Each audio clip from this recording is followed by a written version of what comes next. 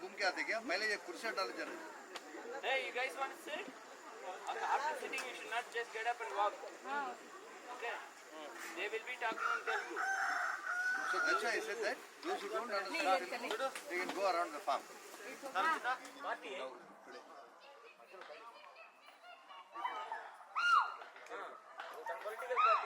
Political party. Oh, it seems like a flag. I want peace. I want camaraderie. Camaraderie. Okay. Black is occasional.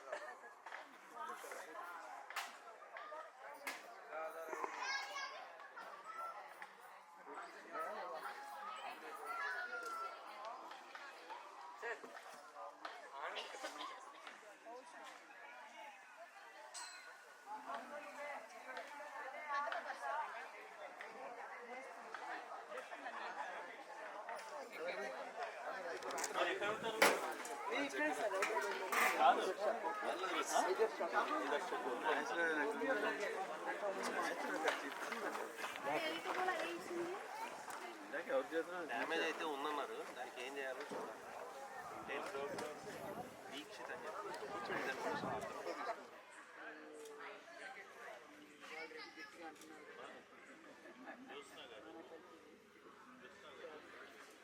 మన culture వేరే కాదు,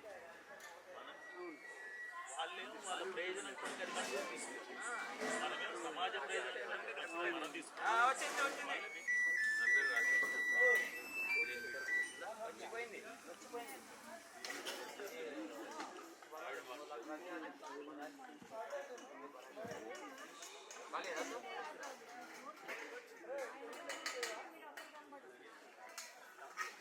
వెనకాల కూర్చున్న వాళ్ళు అందరూ ముందుకు వస్తే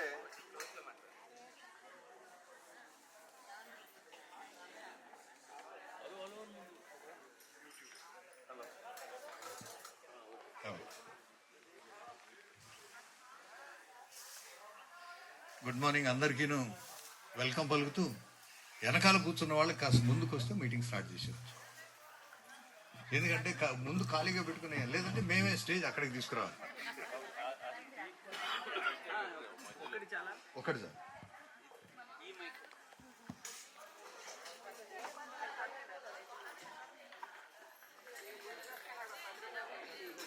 బ్రేక్ఫాస్ట్ చేస్తున్న వాళ్ళు తొందరగా చేసి ఇక్కడికి వచ్చి కూర్చుంటే మీటింగ్ మొదలు పెట్టవచ్చు.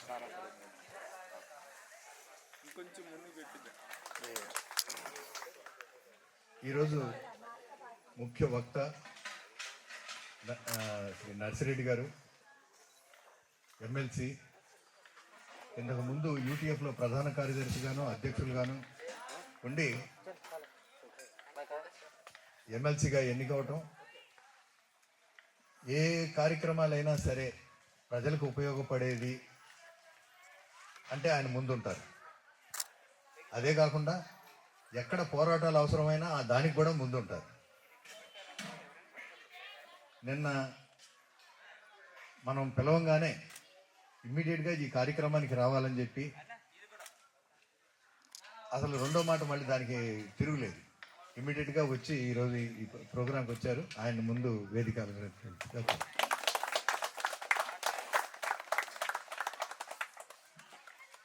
ముందుగా అనుకున్నట్టుగానే ఇది ప్రజల పండగ, పీపుల్స్ ఫెస్టివల్. ఆల్మోస్ట్ ఒక 10 సంవత్సరాల నుంచి, ఒక డికేడ్ అవుతుంది అని చెప్పి చెప్పాలి. ముందు ఫ్యామిలీలో మాత్రంగానే మొదలుపెట్టాం. దాని తర్వాత కొంత చుట్టాల వరకు ఎక్స్టెండ్ చేశాం. దాని తర్వాత కొంచెం మిత్రులకి ఇంకా కొంచెం మిత్రులకి అంటూ ఎక్స్టెండ్ చేశాం. మధ్యలో కోవిడ్ రావడం వల్ల ఒక 3 సంవత్సరాలు జరపలేకపోయాం. ఒక సంవత్సరం మా ఇంట్లోనే సిస్టర్ కుంట్లో బాగాలేకపోవడం, దానివల్ల కూడా జరపలేకపోయాం. కానీ ప్రతి సంవత్సరం ఇట్లా పండగ జరపాలని కోరిక మాత్రం ఉంది.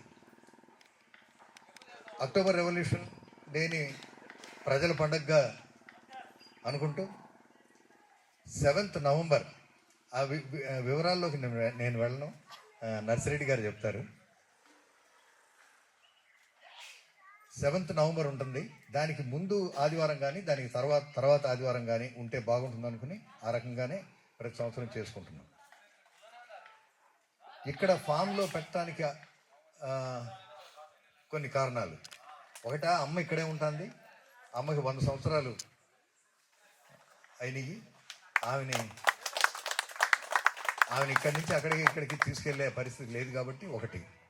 రెండోది, అసలు ఆహ్లాదకరమైన వాతావరణం ఇక్కడ.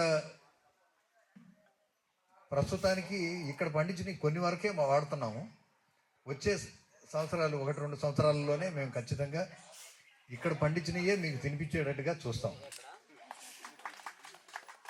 సో ఇక్కడికి వచ్చిన వాళ్ళు కూడా ఈ ఆర్గానిక్ ఫార్మింగ్, లేకపోతే ఈ రకమైన ఫార్మింగ్, అంటే అగ్రికల్చరల్ ఫ్యామిలీ నుంచి వచ్చి ఈ రకంగా చేస్తున్నాం కదా, అది కూడా మీరు చూసి సంతోషపడతారు అనేది కూడా రెండో కారణం. మనం సిటీలో పెట్టుకుంటే సరే ఏదో మీటింగ్కి పిలిచారు కదా వెళ్దాం అని వచ్చి అటెండ్ అయ్యి వెళ్ళిపోవటం, అట్లా కాదు. మీరు కూడా ఈ ప్రజల పండుగ అని ఆస్వాదించడం కోసం, ఎంత దూరం వచ్చిన తర్వాత దాని యొక్క ఇంపార్టెన్స్ తెలుసుకోవడం కోసం మీరు కూడా ఖచ్చితంగా దానికి కొంత ప్రయత్నం చేస్తారని మా చిన్న ప్రయత్నం. అక్టోబర్ రెవల్యూషన్ని ఒక పండుగగా తయారు చేద్దామని. ఎందుకు పండగ అని అంటే, ఇంతకుముందు వచ్చిన వాళ్ళకి ఆల్రెడీ చెప్పాను, కొంచెం వాళ్ళకి మళ్ళీ రిపిటేషన్ అవ్వచ్చు. కానీ ఫ్యామిలీలో నాన్నగారు ఉన్నప్పుడు మాట్లాడుకునేవాళ్ళం. ఏంటి, దసరాను దీపావళిను అందరూ ఏదో చేసుకుంటా ఉంటే మనం కూడా ఏదో వంటలు చేసుకుంటుంటాం, తింటుంటాము. అసలు మనకు అది పండగలు కాదు కదా. అట్లాగే క్రిస్మస్ అని కొంతమంది చేసుకుంటూ ఉంటారు, బర్త్డేలు చేసుకుంటూ ఉంటారు, లేకపోతే మ్యారేజ్ యానివర్సరీలు చేసుకుంటూ ఉంటారు, ఈద్ అని చేసుకుంటూ ఉంటారు. ఇట్లాంటివన్నీ రకరకాలుగా జరుగుతూ ఉన్నాయి. అట్లా కాకుండా అసలు ఏ రిలీజియన్ లేని వాళ్ళు కానీ ప్రజలందరూ చేసుకోగలిగే పండగ ఏముంది అంటే, మేడే అయితే వర్కర్స్ డే అవుతుంది కాబట్టి మేడే కాదంటే ఇంకేంటి అంటే, అక్టోబర్ రెవల్యూషన్ యాప్ట్గా అనిపించింది. అందులో వాతావరణం కూడా నేను అనుకుంటా అక్టోబర్ రెవల్యూషన్ టైంలో మనకి సూట్ అవుతుంది. ఈ టైంలో మనం కూర్చుని కాస్త మాట్లాడుకోవచ్చు. అదే ఎండల్లో అయితే కొంచెం కష్టం కూడా అవుతుంది. సో అందుకని ఈ పండగ చేసుకుంటే బాగుంటుందని నాన్నగారు ఉన్నప్పుడు మాట్లాడుకునేవాళ్ళం. అట్లాగే ఫ్యామిలీతో ఎక్స్టెండ్ చేసుకున్నాం. ఇది ఎందుకు చేసుకోవాలి అనే దాంట్లోకి వచ్చేటప్పటికల్లా ఈరోజు ఇక్కడ ఆల్మోస్ట్ అమ్మ దగ్గర నుంచి మొదలు పెడితే 4 జనరేషన్స్ వాళ్ళు ఉన్నాం. అంటే అమ్మ తర్వాత సంతానం 6 మంది పిల్లలు అయితే ఇప్పుడు 5 మందే ఉన్నాం. దాని తర్వాత వాళ్ళ పిల్లలు, వాళ్ళకి ఇంకొక పిల్లలు. సో అట్లా 4 జనరేషన్ వాళ్ళం ఇక్కడ అసెంబ్ల్ అవుతున్నాం. నాన్న వాళ్ళు ఇండిపెండెన్స్ మూమెంట్లో పనిచేస్తా స్కూల్కి వెళ్ళకూడదు అని స్కూల్ బాయ్కాట్ చేసే టైంలో నేను అనుకుంటా వాళ్ళకి ఎవరో ఒక ప్రోగ్రెసివ్ ఐడియాలజీ వాళ్ళు తగిలారు. వాళ్ళు నాన్న వాళ్ళని, వాళ్ళ బ్రదర్స్ని, సిస్టర్స్ని, అందరు మొత్తం ఫ్యామిలీ అందరినీ కమ్యూనిస్ట్ మూమెంట్ అంటే టువర్డ్స్ ప్రోగ్రెసివ్ మూమెంట్గా వాళ్ళని తీసుకెళ్ళారు. దాని నుంచి మా మొత్తం నాన్నగారి ఫ్యామిలీ నుంచి క్యాస్ట్లెస్, రిలీజియన్లెస్ ఆ రకంగా మేమంతా పుట్టి పెరిగాం. అంటే rather I'm Born as a casteless man.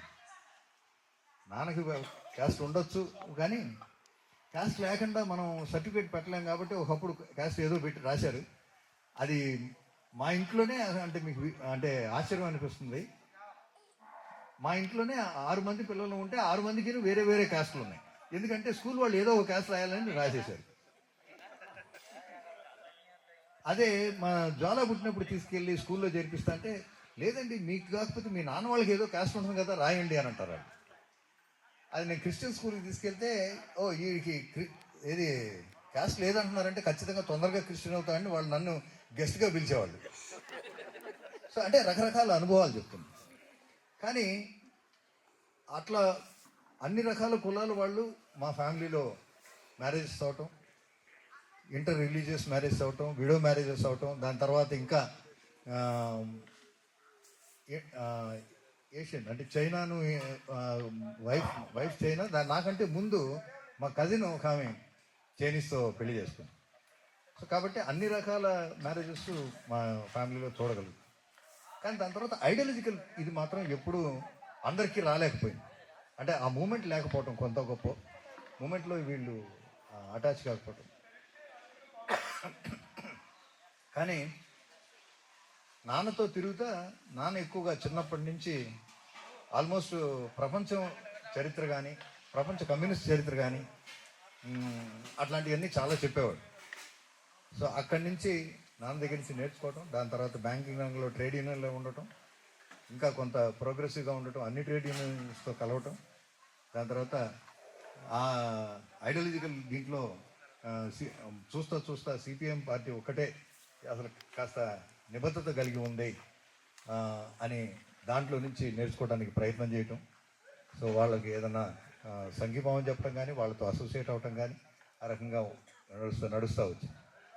ఇది కంటిన్యూషన్ ఎట్లా కావాలి, నెక్స్ట్ జనరేషన్కి కూడా ఎట్లా తెలియాలి అంటే ఈ రకమైన వచ్చినప్పుడు అసలు మన అక్టోబర్ రెవల్యూషను దాని గురించి దాని ఇంపాక్ట్ ఏంటి ప్రపంచవ్యాప్తంగా అంటే మా ఇంట్లోనే ఇంత ఇంపాక్ట్ వచ్చింది అని చెప్పి చెప్పగలుగుతాను. అక్టోబర్ రెవల్యూషన్ కాకపోతే బహుశా ఆ విప్లవం ఆ రోజు రాకపోతే ఆ చైనాలో విప్లవం కానీ లేకపోతే ఇక్కడ కానీ ఈ రకమైన ప్రోగ్రెసివ్ ఐడియాలజీ ఉండేది కాదు. ఇదే కాదు అసలు నేను అనుకుంటా ప్రపంచవ్యాప్తంగానే ప్రతి ఒక్కళ్ళ జీవితాల్ని మార్చేసింది అక్టోబర్ రెవల్యూషన్. ఆ విషయం అంటే కొంచెం ఇంకా డెప్త్లోకి అన్ని విషయాలు ఒకటే రోజు మనం నేర్చుకోలేం కాబట్టి మీరు చదువుతారు, చూసుకుంటారు అవన్నీ కూడా. కానీ ఇప్పుడున్న పరిస్థితిలో ఆల్మోస్ట్ ప్రపంచం అంతా ఒకటి, మనమంతా మానవులం అంతా ఒకటి, మనమంతా ఒకటి అనుకునే రోజుల్లో నిన్నగాక మొన్న ఎలక్షన్స్ అమెరికన్ ఎలక్షన్ జరిగితే అమెరికా ఫస్ట్ అని ఆయన అనౌన్స్ చేస్తున్నాడు. ఆయన అంటే ఏమని చెప్పాలి ఆయనకి అంటే అమెరికా ఫస్ట్ అయితే మిగతా దేశాలన్నింటినీ దోసుకున్న అమెరికా ఫస్ట్ అని చెప్పి అవ్వాలా ఏంటి? సో ఇట్లాంటివన్నీ అంటే మనం తెలుసుకోవాల్సిన. ఇక్కడికి వచ్చే లోపల మన aspirations, people's aspirations when it is not being fulfilled అంటే ఏంటి, మానవుల అవసరాలు ఈ రాష్ట్రంలో కానీ ఈ దేశంలో కానీ ఎప్పుడైతే రావట్లేదో దాన్ని ఏ రకంగా డైవర్ట్ వాళ్ళ ఆస్పిరేషన్ ఫుల్ఫిల్ చేయలేకపోతున్నారు. ఏ గవర్నమెంట్ వచ్చినా కానీ ఏదో క్యాపిటలిస్టులకి లేకపోతే ఏదో కంపెనీలకి వాటికి చేయటమే తప్పితే మిగతా చేయలేకపోతున్నారు. దాన్ని డైవర్ట్ చేయడానికి చేస్తున్నారు. కాబట్టి ఈ పరిస్థితుల్లో ఇంకా ఎక్కువగా దీని ఇంపార్టెన్స్ వస్తూ ఉంది.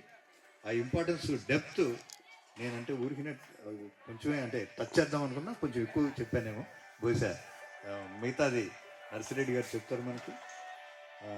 ఇది ఒక చిన్న ప్రయత్నం మాత్రమే. దీని తర్వాత ఇంకా మనం చూసి ఇంకా 10 మంది చెయ్యాలి ఈ రకమైన ప్రజల పండగ లేకపోతే పీపుల్స్ ఫెస్టివల్ అని చెప్పి చెయ్యాలి, ప్రజలందరూ చేసుకోవాలి. ఈ మతస్థులు ఆ మతస్థులు కాదు, ఈ వర్కర్స్ అనే కాదు, ఫార్మర్స్ అనే కాదు, అందరూ చేసుకోవాలనే కోరిక. అందుకని ప్రపంచవ్యాప్తంగా ప్రతి ఒక్కళ్ళు చేసుకోగలిగే పండగ ఇది. ఆ పండగని మనం ఇనిషియేట్ చేసి ముందుకు తీసుకెళ్ళి మనం కంటిన్యూ చేద్దామని చెప్పి కోరుకుంటూ ఇప్పుడు మన ఎదురుగుండా మాట్లాడవలసిందిగా అంటే ఒక స్టేజ్ అట్లా కాకుండా ఫెస్టివల్ కాబట్టి ఫెస్టివల్ వాతావరణంలోనే మాట్లాడుకుందామని కోరిక. సీరియస్ డిస్కషన్ పెట్టానేమో, ఎందుకంటే అందరూ సీరియస్గా వింటున్నారు. సో అట్లా ఏం లేదు, ఫెస్టివల్ వాతావరణంలోనే మాట్లాడుకుందాం మనం. సో నర్సిరెడ్డి గారిని మన ఉద్దేశించి మాట్లాడాల్సిందిగా కోరుతున్నాను. Thank you.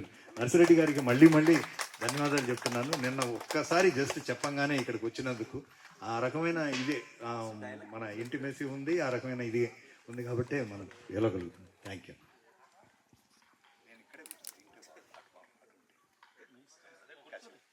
అంటే నాకు మళ్ళీ ఎవరు లేకపోతే నేను ఎలోన్ అయిపోతున్నాను.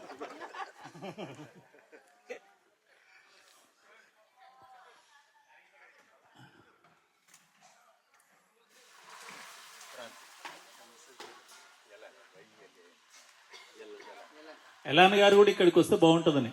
ఐ రిక్వెస్ట్ ఎలాన్, come to the dais. I'm not able to speak. జరుపుతున్నామనే మాట నేను ఈరోజే విన్నాను. దానికి నేను క్రాంతి అండ్ ఎలన్ ఇద్దరిని హృదయపూర్వకంగా అభినందిస్తున్నా. ఇక్కడ ఉన్న వాళ్ళలో చాలామందిని అక్టోబర్ విప్లవం ఏంటి, ప్రపంచం మీద దాని ప్రభావం ఏంటి, ఎలాంటి మార్పులు తీసుకొచ్చింది అందరం చదువుకొని ఉన్న వాళ్ళమే. కానీ ఇది ప్రజల పండుగ అనేది ఆ రూపంలోకి తీసుకొచ్చి జరపడం అనేది ఒక గొప్ప విషయం. ఇది రాబోయే కాలంలో తప్పనిసరిగా ప్రజల పండుగ అంటూ ఏదన్నా ఉందంటే అది అక్టోబర్ విప్లవం రోజే. అప్పటి క్యాలెండర్ ప్రకారం అక్టోబర్ 24న జరిగింది కాబట్టి అక్టోబర్ అనే పేరు ఉంది. కానీ ఇప్పుడున్న క్యాలెండర్ ప్రకారం, ఈ గ్రిగేరియన్ క్యాలెండర్ ప్రకారం నవంబర్ 7కు వచ్చింది కాబట్టి, కానీ ఆ రోజు అక్టోబరే కాబట్టి అక్టోబర్ విప్లవం అంటున్నాం. వాస్తవంగా ఇది ఈరోజు నవంబర్ 10 అంటే ఆదివారం. 2 రోజులు వెనక్కి పోతే ఇది గురువారం నాడు జరుపుకోవాల్సింది. కానీ వారే చెప్పారు సండే, నెక్స్ట్ సండేకు మార్చుకొని, ఎందుకంటే అందరూ పాల్గొనాలి కాబట్టి. మరి మిగతా పండుగలన్నీ కావా అనేది ఇక్కడ చిన్న చర్చ పెట్టుకోండి. నేను అక్కడికి పోయే బదులు ఇక్కడ మిగతా పండుగలన్నీ కావా అనే అంశానికి వస్తే, నేను గమనించిన మేరకు, నేను మాట్లాడేదంటే కొన్ని మీకు భిన్నంగా కనిపించవచ్చు, మీరు ఏకీభవించవలసిన అవసరం కూడా అన్ని లేదు. కానీ నాకు తెలిసిన మేరకు, నేను పరిశీలించిన మేరకు, నేను అధ్యయనం చేసిన మేరకు, మనం చేస్తున్న పండుగలన్నీ కూడా పాలకుల పండుగలుగానే ఉన్నాయి. పాలకుల పండుగలు అంటే పాలకులు, పాలితులు. పాలితులు ప్రజలు, ప్రజల నుంచి వచ్చిన వాళ్ళే పాలకులు. కాబట్టి ఆ పాలకుల పండుగల్ని, వాళ్ళు రాజులు కావచ్చు, అంతకంటే ముందు భూస్వాములు కావచ్చు, లేదా తెగ నాయకుడు కావచ్చు, ఇంకా ఆదిమకు పోతే వాళ్ళ దగ్గర నుంచి వచ్చిందే. పవర్ పోయిందా? ఓకే,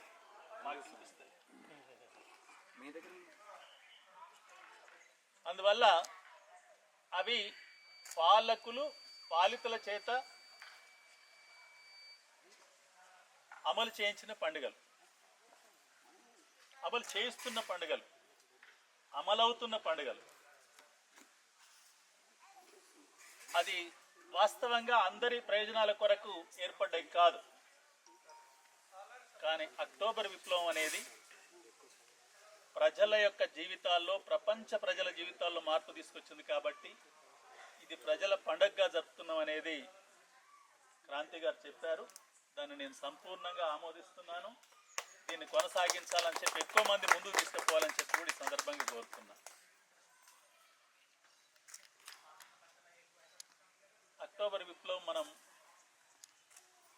20వ శతాబ్దం 1917 అక్టోబర్ 24. మీలో కొంతమంది అయినా ప్రపంచాన్ని కుదిపేసిన ఆ 10 రోజులు పుస్తకం చదివి ఉంటారు.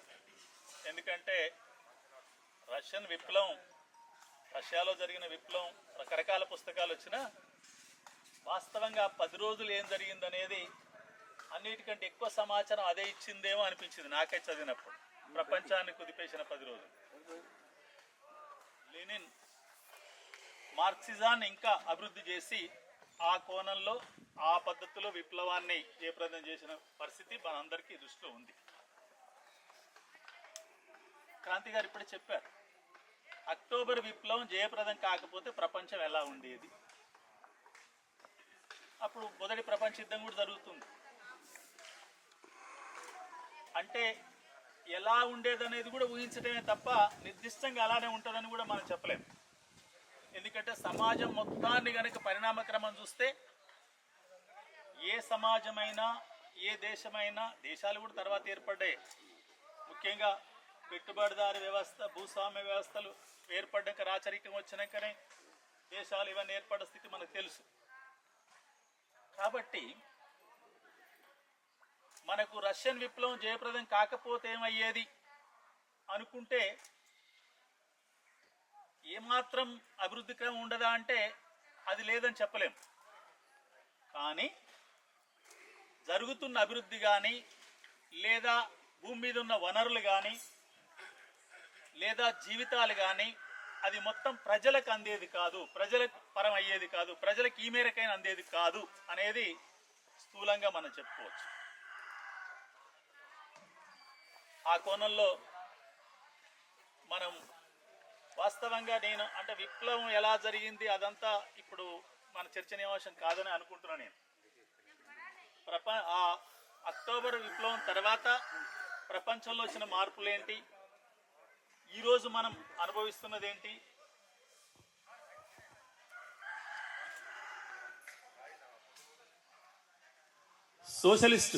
సోవియట్ యూనియన్లో సోషలిజం కూలిపోయిన తర్వాత పరిణామాలు ఏంటి, ఇప్పుడు మన కర్తవ్యం అంటే మనం ఏమైనా ఆలోచిద్దామా? అందరూ ప్రతి ఒక్కరు కూడా సౌకర్యవంతంగా జీవించాలి, ఉన్న వనరులు అందరికి అందాలి, మనుషులందరూ సమానం, మనుషుల మధ్యన అది కులాలు మతాలు కావచ్చు, సామాజిక అంతరం అనొచ్చు మనము, లేదా ఆర్థిక అంతరాలు కావచ్చు, ఈ అంతరాలు లేని సమాజం కావాలి అని కోరుకోని వాళ్ళు బహుకొద్ది మందే ఉంటారని నేను అనుకుంటున్నా. చాలా తక్కువ మందే ఉంటారని అనుకుంటాను. కాబట్టి ఆ కోరుకునే విధానంలో ఏ పద్ధతిలో అభివృద్ధి అయితే బాగుంటుంది, ఏ పద్ధతిలో మార్పు వస్తే బాగుంటుంది అనే దాంట్లో భిన్న అభిప్రాయాలు ఉంటాయి. కానీ ఇక్కడ మనం కూర్చున్న వాళ్ళంటే మెజారిటీగా అక్టోబర్ విప్లవం దేని కొరకు జరిగింది, అది దోపిడీకి వ్యతిరేకంగా దోపిడీ లేని సమాజాన్ని నిర్మించవచ్చు. అంతకుముందు మార్క్స్ ఏం చెప్తాడు, ప్రపంచాన్ని కానీ సమాజాన్ని కానీ చాలామంది తత్వవేత్తలు అనేక రకాలుగా విశ్లేషించారు. అనేక రకాలుగా ఉన్న బాధలు కావచ్చు, లేదా ప్రజల మధ్యనున్న వైరుధ్యాలు కావచ్చు, లేదా దోపిడీ పద్ధతులు అన్నీ విశ్లేషించారు. కానీ ఆ దోపిడీని నిర్మూలించే పద్ధతి ఏంటి, దోపిడీని కూలదోసే పద్ధతి ఏంటి, దానికి ప్రత్యామ్నాయ మార్గం ఎవరు చెప్పలేదు. నేను చెప్పాను, నేను చెప్తున్నాను. సంపద కారణం కానీ దోపిడీ కారణంగా శ్రమను దోచుకోవడమే. ఆ శ్రమ చేసే శ్రమజీవులందరూ కనుక ఐక్యంగా ఏకమైతే దాన్నే కార్మిక వర్గం అనరు, దాన్నే పనిచేసే వాళ్ళు అనొచ్చు. శ్రమ చేసే శ్రమజీవులందరూ కార్మిక వర్గం కనుక ఐక్యంగా ముందుకొచ్చి ఆ దోపిడీ వర్గం మీద కనుక పోరాటం చేస్తే తప్పనిసరిగా విజయం సాధించవచ్చు. అదే కార్మిక వర్గ పోరాటాల రూపంలో రావాలని చెప్పి తను ఆ ఫిలాసఫీని మార్క్సిజంగా అభివృద్ధి చేసిన క్రమం మనం గమనిస్తాం. మరి దాంట్లో చాలా అంశాలు ఉంటాయి. ఇప్పుడు జ్యోత్స్న గారు చెప్పే అంశం కూడా అది అందులో ఫిలాసఫీనే. సజయ్ గారి మాటలు కూడా నేను కొన్నిసార్లు విన్నా, ఆ ఫిలాసఫీ నుంచి వచ్చినాయి. మూలం మాత్రం మార్క్సిజమే. మార్క్సిజం నుంచి భిన్నమైన ఆలోచనలో సమాజాన్ని మార్చడానికి తీసుకునే పద్ధతులు ఏంటి అనే కాడ కొంచెం భిన్నమైన మార్గాలు కావచ్చు, భిన్నమైన అభిప్రాయాలు ఉండొచ్చు, అంతకు మించి అయితే కాదు. కాబట్టి ఆ కాలాన్ని మనం పరిశీలిస్తే 1917 అంటే ఇప్పటికీ 107 సంవత్సరాలు పూర్తయింది. చాలా సుదీర్ఘం.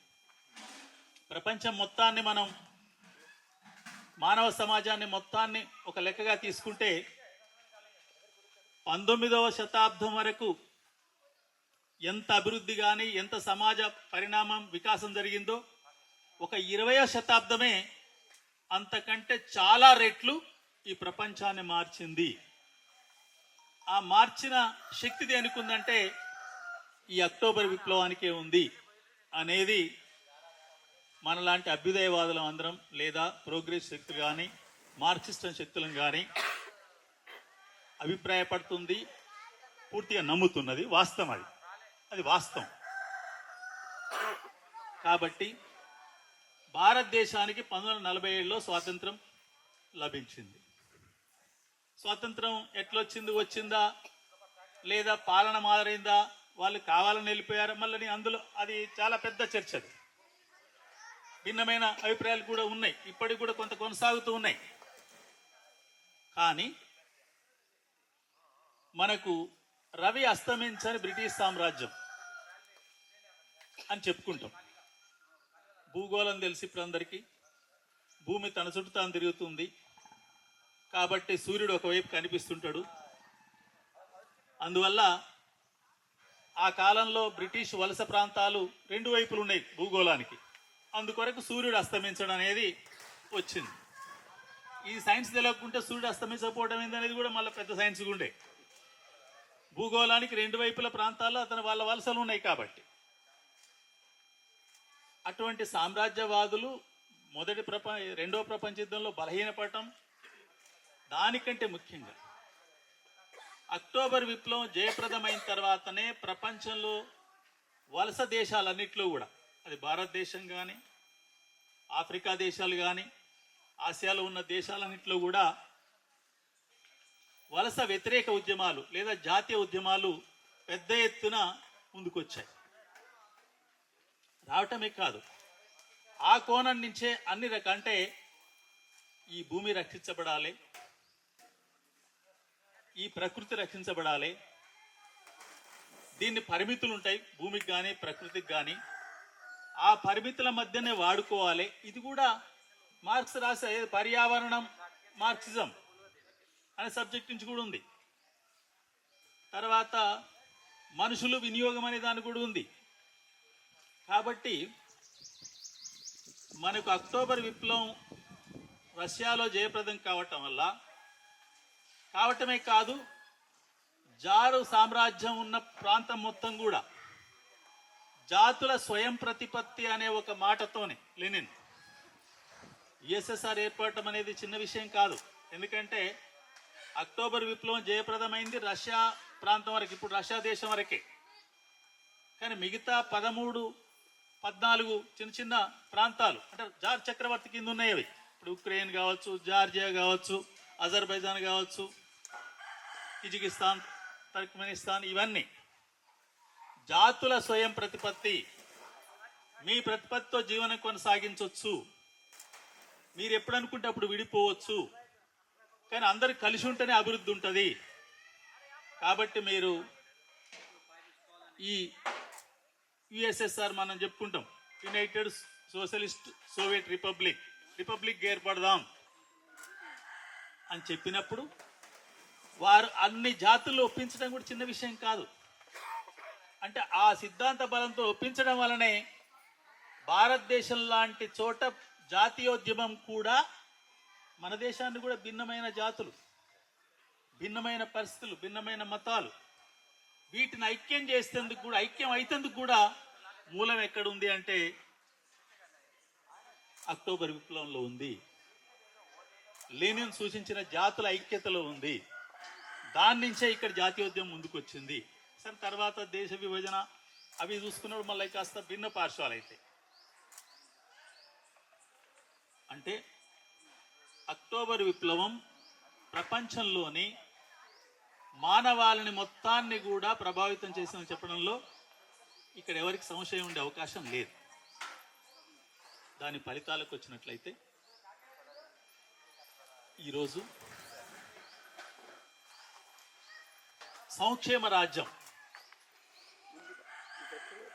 లేదా సర్వీస్ అంటే విద్య వైద్యం సోవియట్లు రద్దు, సోవియట్లకు పూర్తి అధికారాలు ఇవ్వటం, తర్వాత భూమిని మొత్తాన్ని ప్రభుత్వ పరం చేయటం, పరిశ్రమలన్నిటి ప్రభుత్వ పరం చేయటమే కాదు ప్రజలందరినీ క్రమాన్ని మనం అందరం చదువుకున్నాం. నేను ఒకటి చదివిన దాంట్లో ఆ తర్వాత సోషలిస్ట్ దేశంగా ఎట్లా అభివృద్ధి చేశారనే దాన్ని చదివే క్రమంలో చూస్తే DT-14 ట్రాక్టర్ అనేది 66, 70, 72 ప్రాంతాల్లో ఒక ట్రాక్టర్ పరిశ్రమ పెట్టేటప్పుడు దాన్ని వాళ్ళు అక్కడ వ్యవసాయాన్ని అభివృద్ధి చేసేందుకు, ఆహార కొరత తీర్చేందుకు ముందు అధికారులకు అక్కడ పనిచేసే వాళ్ళందరికీ కూడా సౌకర్యవంతంగా ముందు అన్ని రకాల ఆఫీసులు కడతారు, లేదా పరిశ్రమకు సంబంధించిన ఏర్పాటు జరుగుతాయి. ఆ తర్వాత వాళ్ళు ఆ రోజు చేసింది ఏంటంటే, నేను చదివిన పుస్తకంలో అక్కడికి వెళ్తే అన్ని గుడారాలు కనిపిస్తున్నాయి, అన్ని గుడారాలే కనిపిస్తున్నాయి. మామూలు తయారైతుంది, ఒక దగ్గర టైర్స్ దూరంగా తయారవుతున్నాయి, అన్ని కలిపి ఒక దగ్గర ఫిట్టింగ్ అవుతుంది. కానీ అక్కడ అధికారికి కానీ శ్రామికునికి కానీ పెద్ద సౌకర్యాలు ఏం లేవు, ట్రాక్టర్లు మాత్రం ఉత్పత్తి అవుతున్నాయి. అంటే సోవియట్ యూనియన్లో అభివృద్ధి ఎలా చేశారంటే అందుకు కార్ఖానా అలా ఉత్పత్తిని అంటే ఉత్పత్తి ప్రారంభించిన చరిత్ర అక్కడ ఉంది. అట్లా అకృత్పత్తే కాదు, మౌలిక వసతులన్నీ కూడా, ప్రాజెక్టులన్నీ కూడా, ఏదైనా కూడా అదే అభివృద్ధి క్రమంలో ప్రజల్ని భాగస్వాములు చేసి భూమిని కానీ పరిశ్రమలు కానీ జాతీయం చేస్తే ఉత్పత్తి ఎలా పెరుగుతుంది అనేది మనకు అర్థమైంది. కానీ అదే పెట్టుబడిదారు విధానంలో అటువంటి క్రియాశీలత కానీ, ప్రజలు ఆ యుద్ధంలో చనిపోయి హిట్లర్ను ఓడించడం అనేది చిన్న విషయం కాదు. 2 కోట్ల మంది అంటే అప్పుడు జనాభా ఎంత ఉంటుంది రష్యా సోవియట్ యూనియన్ది, మా అంటే అప్పుడు 22-23 కోట్లు ఉందో లేదో. ఆ తర్వాత నాగసాకి మీద, హీరోషిమా మీద అమెరికా వాళ్ళు యుద్ధం ఆటం బాంబ్ తయారు చేసినామని చెప్పి జపాన్లో నాగసాకి హీరోషిమా మీద వేసినప్పుడు, ఆ తర్వాత వీళ్ళు ముగ్గురు కూర్చున్నప్పుడు, ఏది స్టాలిన్ కానీ చర్చిల్ కానీ తర్వాత అమెరికా అధ్యక్షుడు రూజ్వెల్ట్ గాని కూర్చున్నప్పుడు 3-4 సంవత్సరాల్లోనే అణుపరీక్ష జరిపిన చరిత్ర సోవియట్ యూనియన్కు ఉంది. అంటే ఇవన్నీ మనం చరిత్రలో చదువుకున్న అంశాలే. ఈరోజు అక్టోబర్ విప్లవం లేకపోతే ప్రపంచవ్యాప్తంగా పరిష్కారం, నిరుద్యోగ పరిష్కారం కావాలన్నా, ఉపాధి పరిష్కారం కావాలన్నా, అన్ని సమస్యల పరిష్కారం కావాలన్నా సోషలిజం తప్ప వేరే మార్గం లేదు అని చెప్పారు. అదే మనం రవీంద్రునికి వస్తే వారిని మనం విశ్వకవిగా గుర్తించారు, ప్రపంచం గుర్తించింది, నోబెల్ ప్రైజ్ ఇచ్చింది. వారి కవిత అదొక భాగం, మానవుల పట్ల ఎట్లా ఉండాలి. కానీ తను కూడా సోవియట్ యూనియన్ అంటే ఆ కాలంలో సోవియట్ యూనియన్ సందర్శించిన ప్రతి ఒక్కరు కూడా ఇది నిజమైన ప్రజలు, ఇది నిజమైన ప్రపంచం, ఇది నిజమైన సమాజం, ప్రపంచ సమాజం మొత్తం కూడా ఇలా మారాలి అని చెప్పిన సందర్భం నేను 3 ప్రముఖ వ్యక్తుల గురించి చెప్పాను. కానీ మన తెలుగు రాష్ట్రాల్లోనైతే వందల మంది సందర్శించారు సోవియట్ యూనియన్, వందల మంది వాళ్ళ అభిప్రాయాలు రాశారు. మన తెలుగు భాషలో భూతల స్వర్గం అంటే ఎలా ఉంటుంది అంటే సోవియట్ యూనియన్ లాగా ఉంటుందని చెప్పిన సందర్భం ఉంది. సరే, అందులో ఒకటి చెప్పిన ఏది క్రుచ్చేవ్ కాలం నుంచి ఏం జరిగింది, గోర్బచేవ్ వచ్చే వరకు ఏం జరిగిపోయింది, 91లో సోవియట్ యూనియన్ కూలిపోయిన తర్వాత ఇప్పుడు ప్రపంచంలో ఏం జరిగింది, ఇవన్నీ మనకు చాలా మేరకు అందరి దృష్టిలో ఉన్నాయి. కొంత మనం అంచనా వేసుకుంటాం. అయినా ప్రపంచంలో సోవియట్ విప్లవమే జయప్రదం అయి కాకుంటే ఇన్ని దేశాలకు స్వాతంత్రం వచ్చేది కాదు. ఇది అందరం అంగీకరించే సత్యం. రెండవది, 8 గంటల పని విధానం వచ్చేదా? ఈరోజు భారతదేశంలో 8 గంటల పని విధానం అమలవుతుందా అంటే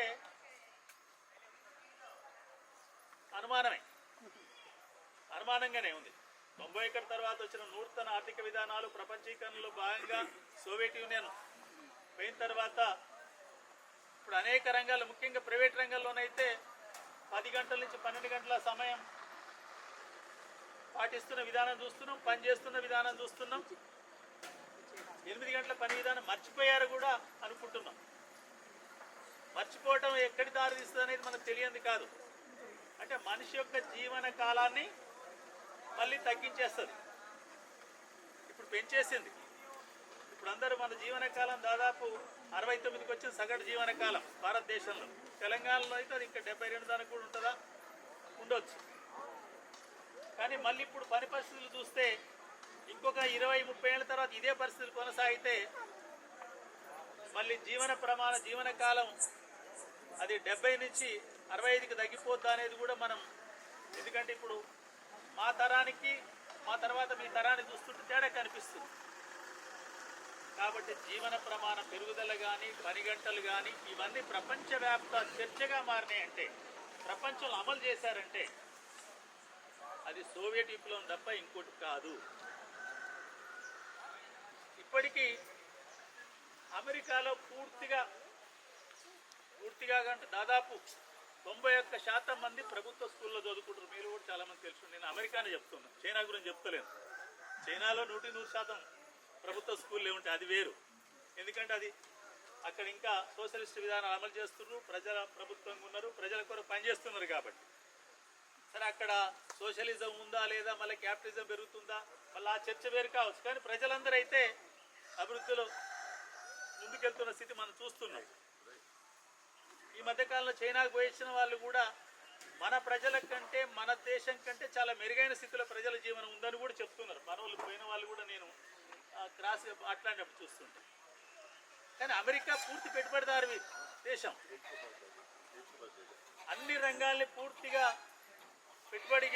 ప్రైవేటీకరించిన రంగం. కానీ విద్యా రంగాన్ని మాత్రం 100కి 91% మంది అమెరికాలో ప్రభుత్వ రంగంలో చదువుకుంటున్నారు. తెలంగాణ రాష్ట్రంలో విద్యారంగానికి, అమెరికా విద్యారంగానికి పోలిక చేస్తే భారతదేశంలో కానీ తెలంగాణలో కానీ ప్రభుత్వ విద్యారంగం అంటే ఏమీ ఆర్థికంగా లేని స్థితి ఉంటేనే బడికి ప్రభుత్వ విద్యారంగంలో చేర్చడం.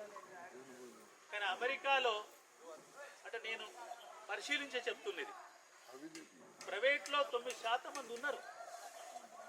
కానీ ఎవరు ఉన్నారంటే మన దగ్గర ఎలాగైతే సామాజిక వివక్షత, అది కుల వివక్షత కావచ్చు, మత వివక్షత కావచ్చు, మన కాడ ఈ వివక్షత ఉంటే అమెరికాలోనేమో రంగు వివక్షత.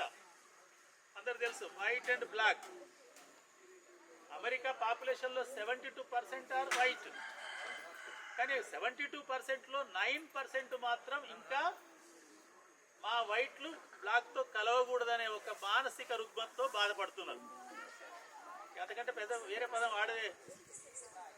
ఒక 9% మంది తెల్లవాళ్ళు నల్లవాళ్ళతో కలవకూడదనే మానసిక రుగ్మతతో బాధపడుతున్నారు. వాళ్ళు మాత్రమే ప్రైవేట్ స్కూల్లో పంపిస్తారు. American private schools means only for who are aware అనే పదం వాడకూడదు. రేసిజం పాటించే వాళ్ళు లేదా నమ్మే వాళ్ళు మాత్రమే పంపిస్తున్న స్థితి ఉంది. కానీ అమెరికాలో ఈరోజు ప్రభుత్వ స్కూల్ని నిలబెట్టుకోవాలి, ప్రభుత్వ స్కూల్ అందరు చదవాలి అనే భావన పెరిగింది అంటే, అది అమలు చేస్తున్నారంటే, ప్రభుత్వ రంగంలో విద్య ఉండాలంటున్నారంటే అది సోవియట్ విప్లవం యొక్క విజయం తప్ప అమెరికా వాళ్ళ విజయం కాదు. ఇది నేను చెప్పదలుచుకున్నాను. సోవియట్ విప్లవ విజయం అది, అమెరికా విజయం కాదు. అనివార్యంగా అమలు చేస్తున్నారు. ఈరోజు యూరోప్లో కూడా విద్యా వైద్యం దాదాపుగా ప్రభుత్వ రంగంలో ఉంది. ఎందుకున్నది అంటే సోవియట్ విప్లవమే జరగపోయి ఉంటే, సోవియట్ యూనియన్లో విద్యా వైద్యం అన్ని ఉపాధి అన్ని కూడా ప్రభుత్వ పరంగా అందరికి అందజేయబడి ఉండకపోతే ఇప్పుడున్న ఐరోపా దేశాలు, ఇంగ్లాండ్ కావచ్చు, జర్మనీ కావచ్చు, ఫిన్లాండ్ కావచ్చు, ఫ్రాన్స్ కావచ్చు, చాలా దేశాలు ఉన్నాయి కదా, ప్రభుత్వ విద్యా వైద్యం ఉండేది కాదు. అంటే యూరోప్లో ఇప్పుడు సంక్షేమ కార్యక్రమాలు కానీ, విద్యా వైద్యం ప్రభుత్వ రంగంలో ఉండటం కానీ, ప్రజలే ముఖ్యమనుకోవడం కానీ, ఈ భావన మొత్తం కూడా యూరప్ ఖండం ఆచరిస్తుందంటే, వాళ్ళు దాన్ని అమలు చేస్తున్నారంటే అది సోవియట్ విప్లవం యొక్క విజయవంతం. సోవియట్ విప్లవం ద్వారా సోవియట్ యూనియన్లో సాధించిన విజయాలు, ప్రజలు అందుకున్న విజయాలు తప్ప మరొకటి కాదు. ఈ కోణంలో మనం అర్థం చేసుకోవాలి. నెల్సన్ మండేలాను మనం గుర్తుపెట్టుకుంటున్నామంటే, దక్షిణాఫ్రికా స్వాతంత్ర పోరాటాన్ని గుర్తుపెట్టుకుంటూ మాట్లాడుకోవాలంటే అది సోవియట్ విప్లవం ద్వారా వచ్చిన చైతన్యం తప్ప మరొకటి కాదు. రీసెంట్గా జరిగింది శ్రీలంక మనందరికంటే కూడా, మన దేశం కంటే కాస్త అభివృద్ధి చెందిన దేశం శ్రీలంక. భిన్నమైన ఏది HDIలో హ్యూమన్ డెవలప్మెంట్ ఇండెక్స్. ఒక సందర్భంలో నేను కౌన్సిల్లో మాట్లాడుతుంటే 2 ఏళ్ల కింద, అప్పుడు కేటీఆర్ పట్టణాభివృద్ధి శాఖ మంత్రి కదా,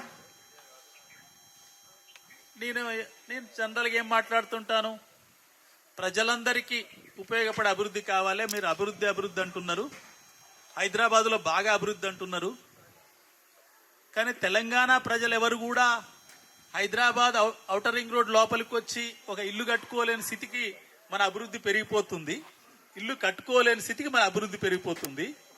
ఇది ఎట్లా అభివృద్ధి అయింది? నేను అన్నమాట అర్థమైందా? తెలంగాణ ప్రజలు ఎవరు కూడా ఔటర్ రింగ్ రోడ్ లోపలికి వచ్చి ఒక ఇల్లు కట్టుకునే పరిస్థితి లేని, అంటే అటువంటి ఆర్థిక స్థితి లేని స్థితికి మన అభివృద్ధి ఎదిగిపోతుంది. అంటే ఎవడో బయట వచ్చి కొనవలసిందే, మనోడు ఎవడు కొంటట్లేదు కదా, ఇల్లు కట్టుకుంటట్లేదు కదా, ఇదేం అభివృద్ధి, ఇది కాదు కదా అన్నప్పుడు, నేను వామపక్షం అని తెలుసు, నా బ్యాక్గ్రౌండ్, నేను గెలిచింది ఇండిపెండెంట్ అయినా నేనేందో తెలుసు కాబట్టి కేరళ కంటే బాగా అభివృద్ధి అయిందని ఓ మాట వాడిండు ఆయన, సమాధానం చెప్పేటప్పుడు. కేరళ ఏముందండి, కేరళ చాలా ఇబ్బందులు ఉన్నాయి కదా అన్నాడు. మళ్ళీ నేను ఛాయిస్ తీసుకున్నా, ఏమోనండి మీరు తలసరి ఆదాయంలో కేరళ కంటే ఎక్కువ ఉంది, నేను ఒప్పుకుంటా. 3,17,000 ఆయన చెప్పినప్పుడు లెక్క. ఇప్పుడు కొంచెం పెరిగిందంటూ ఇంకా ఆడుందా, ఇంకా 10 రూపాయలు తగ్గింది. కేరళ తక్కువనే 2 లక్షల చిల్లరే ఉంది. కానీ హ్యూమన్ డెవలప్మెంట్ ఇండెక్స్ అంటే HDI, దాంట్లో కేరళ ఎప్పుడు కూడా 1-2 స్థానాల్లో ఉంటే, మన తెలంగాణ వచ్చి 16, 17, 12 ఈ స్థానాల్లో 10 తర్వాతనే ఉంటుంది తప్ప 10 లోపు ఉండదు కదా. మరి ఇది మీకు తెలుసా? హ్యూమన్ డెవలప్మెంట్ ఇండెక్స్ అంటే విద్య, వైద్యం, గృహ వసతి, ఉపాధి, జీవన ప్రమాణం, మనుషులందరూ ఎలా జీవిస్తారు, ఆరోగ్యం ఎలా, ఈ కదా. మరి వీటన్నిటిలో కేరళ కంటే తక్కువ ఉంది కదా. మరి ఇప్పుడు కేరళ కంటే అభివృద్ధి చెందినట్ట, మనం వెనకబడ్డట్ట అంటే ఇంకా మళ్ళీ సమాధానం చెప్పలే. కాబట్టి ఇవన్నీ అంటే మానవ అభివృద్ధి అంటే ఏంది, మానవుల జీవనం అంటే ఏంది, జీవన ప్రమాణాలు ఎలా పెరగాలి, ఎలా ఉంటే నిజమైన సమాజం, వీటన్నిటికీ సమాధానాలు చెప్పింది ఏదంటే అక్టోబర్ విప్లవం. అక్టోబర్ విప్లవం నుంచే ఈ సమాధానాలు వచ్చినాయి. ఆ తర్వాత అక్కడ విప్లవం జయప్రదమైనాక సోషలిజం నిర్మించడంలో వచ్చిన అనుభవాలతోనే ఈ సమాధానాలు వచ్చినాయి. ఆ సమాధానాలతోనే పెట్టుబడిదారు దేశాలు భయపడి, ప్రజలు మా దేశంలో ఎక్కడ విప్లవాన్ని జయప్రదం చేస్తారో అని చెప్పి యూరప్ దేశాలు కానీ అమెరికా కానీ ప్రజల కొరకు పనిచేస్తున్నట్టు ప్రయత్నాలు మొదలుపెట్టే, పనిచేస్తున్నట్టు అనే పదం ఆడుతున్నాను నేను, పూర్తిగా పనిచేయలే. ఆ పద్ధతిలో వాళ్ళ ప్రభుత్వాల యొక్క సంక్షేమ విధానాలు కానీ కార్యక్రమాలు తీసుకున్న క్రమం కనిపిస్తుంది. కాబట్టి ఈరోజు యూరోప్లో కానీ అమెరికాలో కానీ విద్య ప్రభుత్వ రంగంలో ఉంది అంటే అది సోవియట్ విప్లవం జయప్రదం కావటంలో జరిగింది. ప్రపంచవ్యాప్తంగా ఈరోజు వివక్ష లేకుండా మానవులందరూ ఒకటే, అసలు కులాలు మతాలు లేని ఒక ఉన్నతమైన సమాజం రావాలి, అదే నిజమైన సమాజం అనే ఒక భావన కొరకు అందరూ పనిచేస్తున్నారంటే, చేసే శక్తులు ఉన్నాయంటే అది సోవియట్ విప్లవం నుంచి వచ్చింది. సరే మూలాలు ప్రతి సమాజంలో ఉంటాయి. మనం వెనక్కి వెళ్తే భారత సమాజంలో కూడా కొన్ని మూలాలు ఉన్నాయి, అక్కడ కూడా కొన్ని చర్చలు జరిగినాయి. కానీ ప్రపంచంలోని అత్యధిక జనాన్ని, అత్యధిక ప్రజల్ని ఈ అన్ని అంశాల పట్ల ప్రభావితం చేసింది ఏదంటే మాత్రం అక్టోబర్ విప్లవం.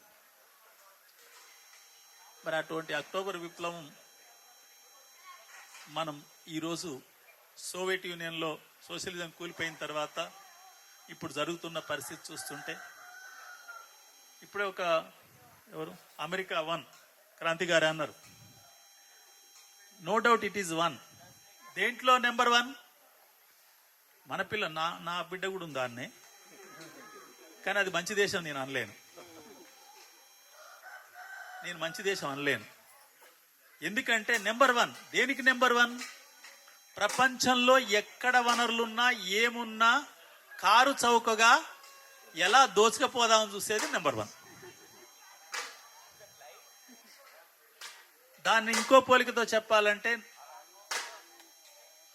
మనకు తెలంగాణ ప్రాంతంలో నిజాం కాలంలో భూస్వాములు ఉండేవాళ్ళు గ్రామాలల్లో.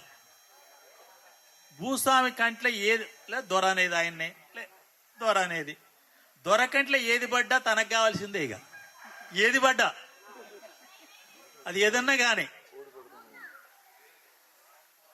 ఇప్పుడు అమెరికా పరిస్థితి కూడా అంతే. మన దొర కంటే తక్కువది కాదు అమెరికా. మరి దొరరికాన్ని సమర్థించే వాళ్ళు గనక ఉంటే అమెరికాను సమర్థించవచ్చు. అంత మించిగా నేను పోలిక. ఎందుకంటే మంచి భూమి ఉంటా కావాల్సిందే, మంచి కోడి ఉన్నా ఆయనకి కావాలి, మంచి మనిషి ఉన్నా కావాల్సిందే కదా. ఇప్పుడు అమెరికా కూడా ఎందుకు ఇజ్రాయెల్ మీద అంత కన్ను పెట్టి ఇజ్రాయెలే గెలవాలి తప్ప అరబ్ ప్రపంచం ఓడిపోవాలని ఎందుకు కోరుకుంటుంది? ఎందుకు ఇప్పుడు ఇజ్రాయెల్ పాలస్తీనా యుద్ధం? పాలస్తీనా ప్రజలు సొంత భూమి మీద భూమి లేని వాళ్ళు అయిపోయారు. మనందరం పేపర్లు చూసుంటాం. 2వ ప్రపంచ యుద్ధంలో జర్మనీలో హిట్లర్ యూదులను ఊచకోతగా వస్తుంటే వాళ్లకు స్థిర నివాసం కొరకు తీసుకొచ్చి అరబ్ పాలస్తీనా భూభాగంలో పెట్టారు. ఇజ్రాయెల్ ఏర్పాటు. నిజంగా పెట్టాలంటే అందరికంటే భూభాగం ఎక్కడ ఎక్కువ చెప్పండి? ఇప్పటికి కూడా అమెరికాలో ఎక్కువ ఉంది. అమెరికాలో భూభాగం చాలా ఎక్కువ ఉంది. మరి ఇజ్రాయెల్ ఆ యూదులకు ఎక్కడ షెల్టర్ కల్పించాలా? అమెరికా కనుక నిజంగా మానవత్వంతో ఆలోచిస్తే తన దేశంలో ఏదో ఒక స్టేట్లో 2వ ప్రపంచ యుద్ధం జరిగినప్పుడు చాలా రాష్ట్రాలు ఖాళీ ఉన్నాయి. కాలిఫోర్నియాలో ఖాళీ ఉంది అప్పుడు. ఇప్పుడు జనం పెరిగింది కానీ, లేదా మధ్యనున్న రాష్ట్రాలు క్యాన్సస్ ఆ స్టేట్లలో చాలా ఖాళీలే ఉన్నాయి. ఈవెన్ మిసిసిపి స్టేట్లో కూడా ఖాళీనే ఉంది. ఇవ్వచ్చు కదా. తీసుకొచ్చి అరబ్ మధ్యన ఎందుకు పెట్టింది? తన దోపిడీకి పశ్చిమాసియా ఖండంలో ఒక స్థావరం ఉండాలి, స్థావరం లేకుండా దోచుకోలేదని చెప్పి కదా పెట్టింది. పెట్టడమే కాదు, ఎలా సపోర్ట్ చేస్తూ ఎలా ఇజ్రాయెల్ని కాపాడుకుంటుందని మనం చూస్తున్నాం. పాలస్తీనా ప్రజలకి ఇక ఇప్పుడు మన గాజా స్ట్రిప్స్ కూడా దాదాపు అన్ని కూలిపోయినాయి. మీరు పత్రికల్లో చూసి ఉంటారు. ఇంకా పాలస్తీనా భూభాగం అనేది ఉందో లేదో మనకు అనుమానమే. అక్కడి తీసుకొచ్చారు.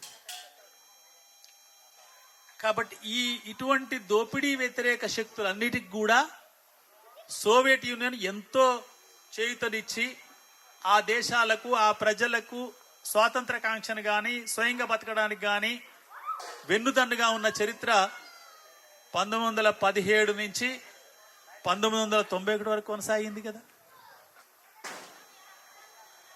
ఇప్పుడు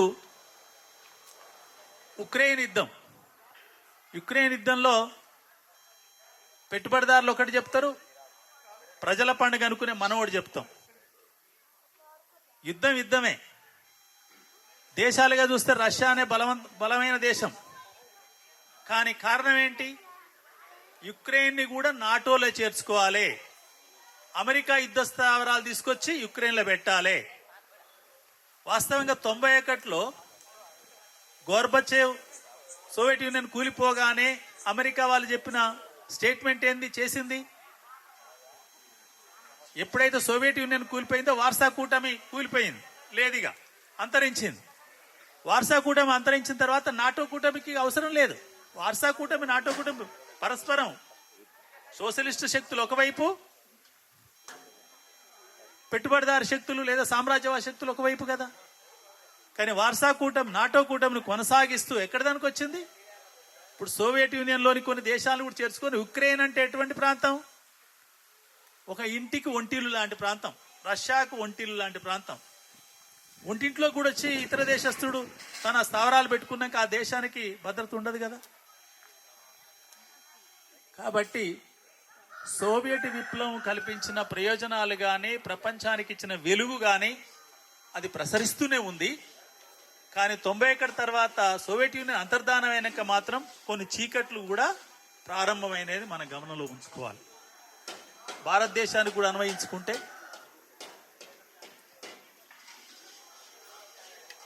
ఆర్థిక వ్యత్యాసాలు, గ్రేట్ ఇన్ఈక్వాలిటీస్ ఏర్పడ్డాయని చెప్పి ఆర్థికవేత్తలు చెప్తున్నారు.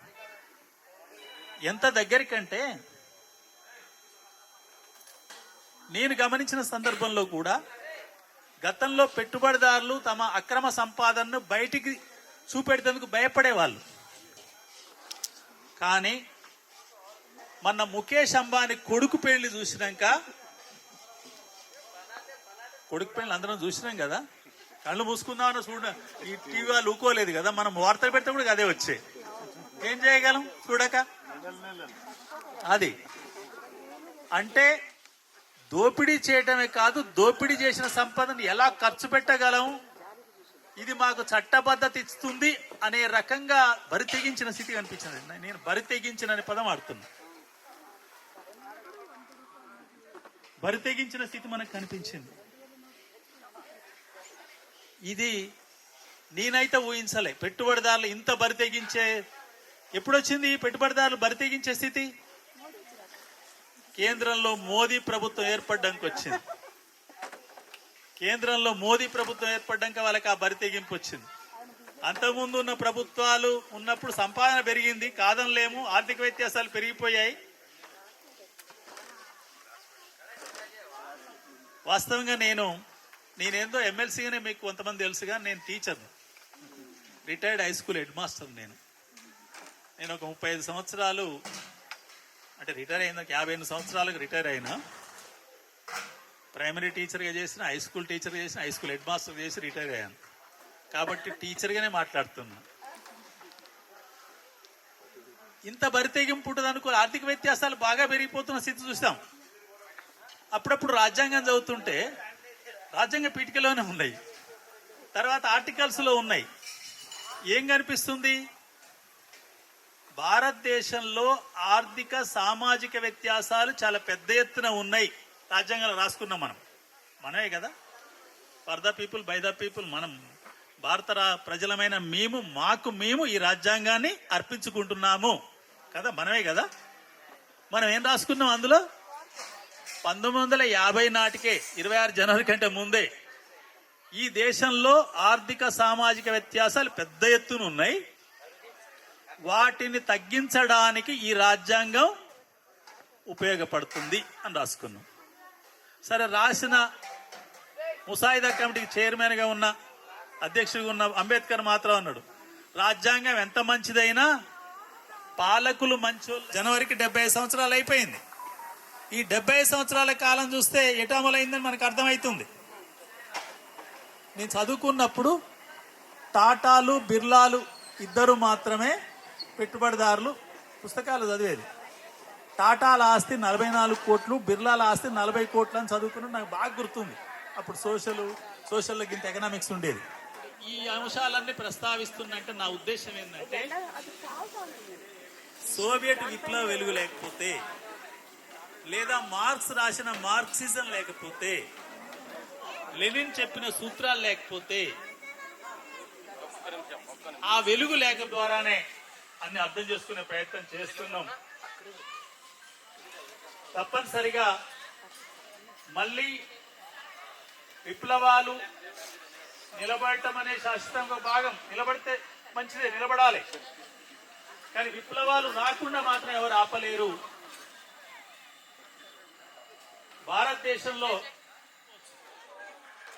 కానీ వాళ్ళ విశ్లేషణలో మాత్రం ఈ అంతరాలు మంచిది కాదు, ఈ కులాలు మతాల అంతరాలు పెరగటం మంచిది కాదు, అభివృద్ధి అంటే మానవులందరూ ఒకటే అనే రకంగా ముందుకెళ్ళాలి.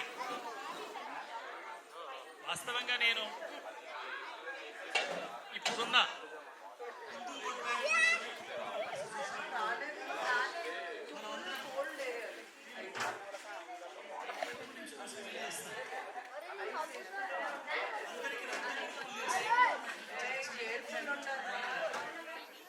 ఫైజల్ ఉన్నాడు ఓ పాజిటివ్, లేదా సోమిరెడ్డి ఉన్నాడు ఏబి పాజిటివ్, లేదా పుల్లయ్య ఉన్నాడు బి నెగటివ్. వీళ్ళందరిలో నాకు ఎవరు రక్తం వస్తాయా, ఎవరు ఎక్కిస్తారా అంటే నాకు కావాల్సి వస్తాయంటే ఫైజల్ రక్తం ఎక్కిస్తారు సార్ అని అందరు చెప్తారు. న్యాచురల్ అనే పదం. మరి అయినప్పుడు నాకు ఓ పాజిటివ్ రక్తం దగ్గరది అయింది తప్ప ఇంకెవరు దగ్గర కాదు కదా. అయినప్పుడు ఇక కులాలు మతాలు ఈ అంతరాలు ఏంటి, ఎందుకు కేంద్ర ప్రభుత్వ పెద్దలు ఈ మాటలు మాట్లాడుతున్నారు, దీన్ని అర్థం చేసుకోలేరా అంటే కొంతైతే ఆలోచిస్తారు. కానీ అందుకనే మార్క్సిస్టులు చెప్తున్నారు, ఏం చెప్తున్నారు, మత ఉన్మాదం అనే దాని మీద, మతోన్మాదంపై పెట్టుబడిదారి విధానాన్ని స్వారీ చేయిస్తూ ప్రజలు దోచుకుంటేందుకు మతోన్మాదాన్ని వాడుతున్నారు అనేది స్పష్టంగా మనకు అర్థమవుతుంది. దాని పరాకాష్ఠనే ముఖేష్ అంబానీ కొడుకు పెళ్లి కానీ లేదా ఎంగేజ్మెంట్ కానీ. ఇది మనం ప్రజలు అర్థం చేసుకోవాలి, ప్రజల పండుగలో చర్చించాలి. ఆ కోణం నుంచి అర్థం చేసుకున్నప్పుడే మనకు ఈ సమాజంలో ఏం మార్పు రావాలని అర్థమవుతుంది. ఇక ఒక అంశం ప్రస్తావన చేయాలనుకుంటున్నా. అందరికి ఒకే రకమైన బడి, అందరికి ఒకే రకమైన చదువు, అందరికి ఒకే రకమైన వైద్యం, మినిమం ఉపాధి, ఈ అంశాలు ఉండాలనేది ఎవరు కాదనలేని. కానీ ఇప్పుడు భారతదేశంలో కానీ అత్యధికంగా తెలంగాణలో జరుగుతున్నది ఏంది, భారత రాజ్యాంగంలో ఏం చెప్పుకున్నాం, రాజ్యాంగ అమలు ద్వారా సామాజిక ఆర్థిక అంతరాలని క్రమంగా తగ్గించాలనేది రాసుకున్నాం. మనం తగ్గలేదని తెలుసుకున్నాం. కానీ భారత పాలక వర్గాలు చేస్తున్న దుష్ట ప్రయోగం ఏంటంటే అసలు అంతరాలనేవి ఉన్నాయి, వాటిని తొలగించాలనే భావనే బాలబాలికలో లేకుండా చేస్తే ఇంకా మాట్లాడేదెవరు? ఇప్పుడు ఇక్కడ కూర్చున్న వాళ్ళం కాస్త వయసు పెద్ద వాళ్ళమేమో ఇవన్నీ భావాలు. కానీ ఈరోజు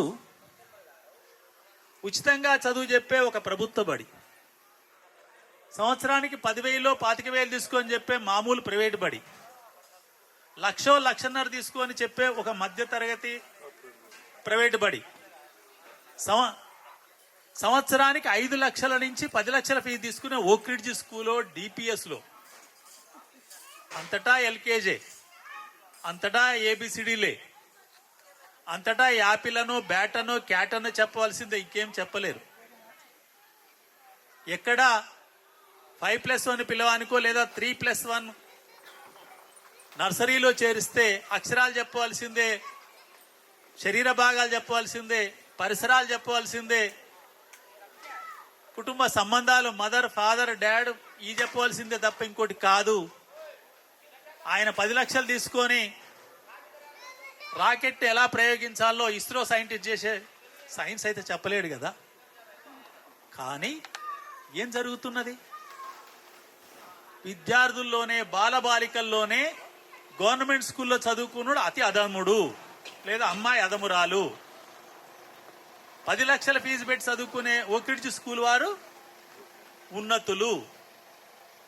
అంటే సమానమనే భావనని కూడా ఈ తరంలో లేకుండా చేయడానికి జరుగుతున్న ఒక పెద్ద కుట్ర. ఈ కుట్రను కూడా మనము అక్టోబర్ విప్లవ వెలుగు నుంచే చూడాలి. అయినా ఆ వెలుగు ఎక్కడ కూడా వెనక్కి పోదు. కనిపిస్తుంది. కానీ పాలక వర్గాలు, పెట్టుబడిదారులు మాత్రం ఆ వైపు కృషి చేస్తున్నారు. అంటే సమాజంలో అంతరాలు ఉంటాయి, అంతరాల గురించి మాట్లాడొద్దు. అక్కడి నుంచే వచ్చిందే క్యారియరిజం, సెల్ఫ్ డెవలప్మెంట్, నీకు నువ్వు అభివృద్ధి కావటం అనేది, ప్రొఫెషనలిజం, ఈ పదాలన్నీ వచ్చినాయి. కానీ అదే సోషలిజం, సోషలిస్ట్ విధానం, సోషల్ అవేర్నెస్, సోషల్లీ మూవింగ్, ఇవి లేకుండా పోయినాయి. సామాజికంగా అందరం కలిసి ఉండాలి, సమాజం అందరూ బాగుంటేనే మనం బాగుంటాం అనే భావన లేకుండా చేస్తున్న స్థితి కనిపిస్తుంది. అంటే ఇవన్నీ కూడా పెట్టుబడిదారి లేదా సామ్రాజ్యవాద లక్ష్యాలైతే అక్టోబర్ లక్ష్యం అనేది మానవులంత సమానం, మానవుల అభివృద్ధి కొరకు ఈ ప్రపంచాన్ని, ఉన్న వనరుల్ని ఉన్న మేరలో అందరూ ఉపయోగించుకోవాలనేది, వాటికి పరిమితులు ఉంటాయనేది కూడా, పరిమితుల్లోనే ఉపయోగించుకోవాలనేది కూడా, ఇది కూడా మార్క్సిజమే చెప్పింది. అదే పెట్టుబడిదారి విధానం ఎంత అయినా తన లాభం కొరకు ఎంత ధ్వంసం చేసినా ఏం లేదు, ఏమైపోయినా ఏం లేదు, ఆ పరాకాష్ఠనే ఇప్పుడు మనకు పర్యావరణంలో ఉష్ణోగ్రత, కార్బన్ డైఆక్సైడ్ యొక్క శాతం పెరిగి ఉష్ణోగ్రత పెరుగుతున్న స్థితి చూస్తున్నాం. మన దగ్గర కూడా ఏమవుతుంది, క్లౌడ్ బస్టింగ్ ఇప్పుడు పెరిగిపోయింది. భారతదేశంలో కానీ ప్రపంచం, మన తెలంగాణలో కూడా క్లౌడ్ బస్టింగ్ అంటే ఒకేసారి వర్షం అదనంగా పడటం. మనం వరంగల్లో చూసాం, మహబాద్ కాడ అసలు ఆ ట్రైన్ ట్రాక్ దిగిపోయింది. గతంలో ట్రైన్ ట్రాక్ వేసిన కాడి నుంచి కూడా అక్కడ అంత వరద రాలేదు. ఒక 10-12 ఏళ్ల కింద చూసాం చౌటుప్పల్లో ఎప్పుడు వర్షం సరిగా పడదు, మీరు కూడా అందరూ అక్కడి నుంచి వచ్చినప్పుడు చూడవచ్చు. కానీ చౌటుప్పల్లో 12 ఏళ్ల కింద పడి గుంటూరు లైన్ తెగి 3 బోగీలు పడిపోయింది, మనం చూసాం. ఇవన్నీ పర్యావరణంలో వస్తున్న మార్పులు. కానీ సోషలిస్ట్ మార్క్సిజం ఏం చెప్పింది, పర్యావరణాన్ని సమతుల్యంగా వాడుకుంటేనే మనం నిజమైన జీవితాన్ని గడుపుతాం అని చెప్పింది. వీటితో పాటు చివరిగా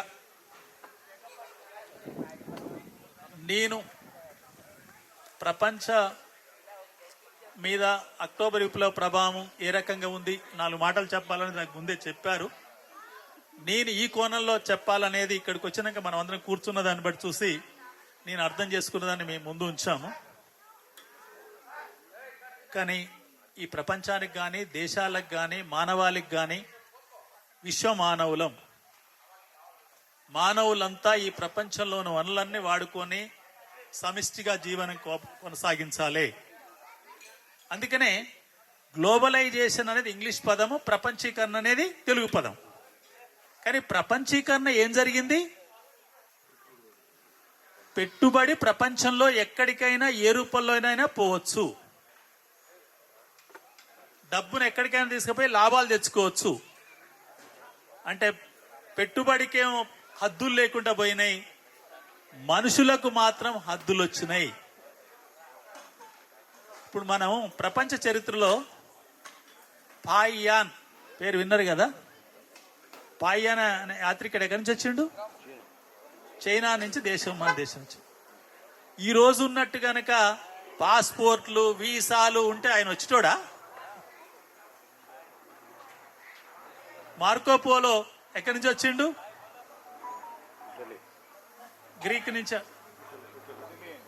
ఇటాలియన్ వచ్చిండు. ఆయన ఇవాళైతే వచ్చేటోడా,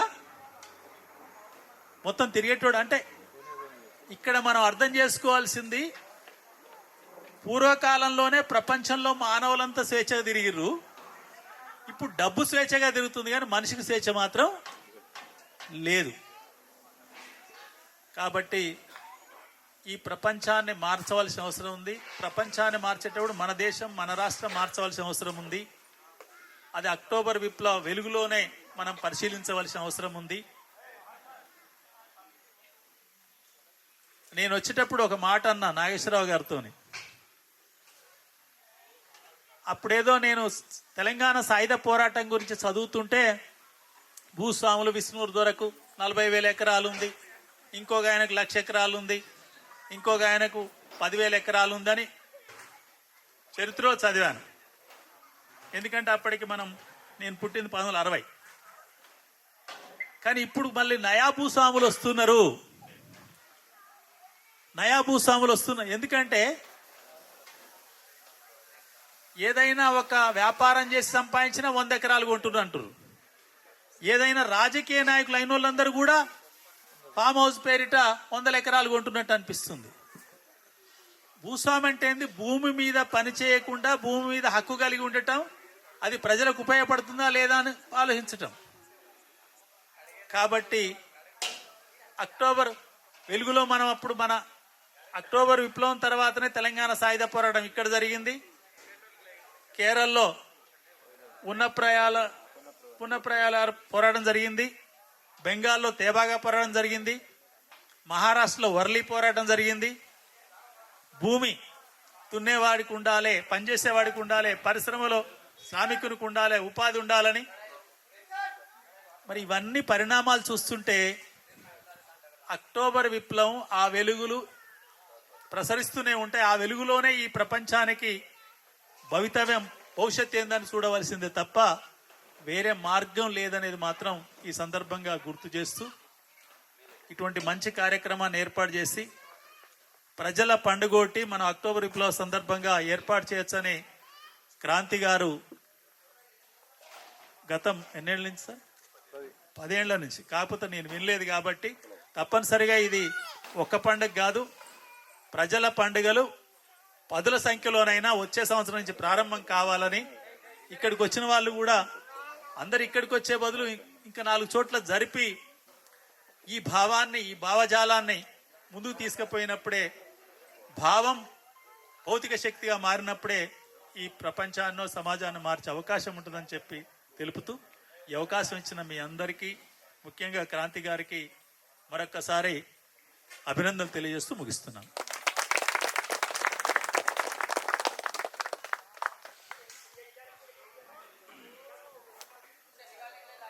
మనం ఇంట్రడక్షన్లోనే అనుకున్నాం ఏంటంటే అక్టోబర్ విప్లవం గురించి మొత్తం ఈరోజే తెలుసుకోవాల్సింది లేదు, ఆల్రెడీ చాలా తెలుసుకుని ఉంటాం, ఇంకా కూడా చాలా తెలుసుకోవాల్సింది ఉంది. కానీ అనుకుంటానే చాలా విషయాలు అసలు ఈ సందర్భంగా మనం ఎందుకు మాట్లాడుతున్నాము ఏంటి అని చెప్పుకుంటూ నిన్న పిలవంగానే ఇమ్మీడియట్గా వచ్చి ఈ ప్రోగ్రాంకి అటెండ్ అవ్వటం, మొత్తం సుదీర్ఘంగా విషయాలన్నీ మనతో షేర్ చేసుకున్నందుకు నర్సిరెడ్డి గారికి మళ్ళీ ఒకసారి ఫ్యామిలీ తరఫున, మన అందరి తరఫున ధన్యవాదాలు. తను చెప్పినట్టుగానే నేను అనుకుంటా ఫ్యూచర్లో ఇట్లాంటి పండుగలు ఎక్కువ చేసుకోవాలి, మనం అందరం అంటే పలు చోట్ల చేసుకోవాలి. మేము వేరే చోట ఎక్కడన్నా చేసుకుంటే మేము కూడా వచ్చి దాంట్లో పార్టిసిపేట్ చేయడానికి ప్రయత్నం చేస్తాం. అదే కాకుండా ఇక్కడ కూడా ఇంకా దాన్ని ఇంకా ఎంత వినూత్నంగా, ఎంత ఎక్కువ ఇన్వాల్వ్ చేసి ఇక్కడి నుంచి ఎక్కువ దాన్ని ఇన్స్పిరేషన్గా తీసుకుని ముందుకెళ్ళే వాళ్ళని ఎక్కువగా తయారు చేసుకుంటామని చెప్పి కూడా ఈ సందర్భంగా నర్సిరెడ్డి గారికి, అంటే తన టైం యాక్చువల్లీ చెప్పాలి అని అంటే ఒకరోజు 4 మీటింగ్లు 5 మీటింగ్లు కూడా ఆయన కంటిన్యూస్గా చెప్తా ఉంటారు. చాలా తక్కువ టైంలో చెప్పంగానే వచ్చి ఇక్కడికి మన ఇన్ని విషయాలు చెప్పినందుకు నర్సిరెడ్డి గారికి ఫ్యామిలీ తరఫున, అందరి తరఫున ధన్యవాదాలు. దీంతో ఈ కార్యక్రమం వరకు ముగిసింది. మీకు అందరికి కూడా వచ్చినందుకు ధన్యవాదాలు. దీన్ని మళ్ళీ ఫోటోలు కానీ ఇంటిని షేర్ చేయడానికి ప్రయత్నం చేస్తాం. లంచ్ రెడీగా ఉంది. దానికంటే ఒక ముందు అమ్మ అంటే ఏమనాలి, 4th జనరేషన్ కూడా ఇక్కడే ఉందని అనుకుంటున్నాం. అమ్మ ద్వారా ఒక చిన్న కేక్ కటింగ్ ప్రోగ్రాము ఒక 5 నిమిషాల్లో ఆర్గనైజ్ చేస్తాం. సో దాని తర్వాత మా అక్కయ్య ఎప్పుడు చెప్తా ఉంటుంది, అమ్మతో పాటు కొంతమంది ఫోటోలు దిగితే బాగుంటుంది అనేది. అక్కయ్యే చూస్ చేస్తుంది, ఎవరెవళ్ళు వస్తే ఫోటోలు దిగితే ఎక్కడ దిగితే బాగుంటుందో అది కూడా తనే చూస్తుంది. సో దాని తర్వాత మనందరం ఖచ్చితంగా లంచ్ చేద్దాం. Okay, thank you.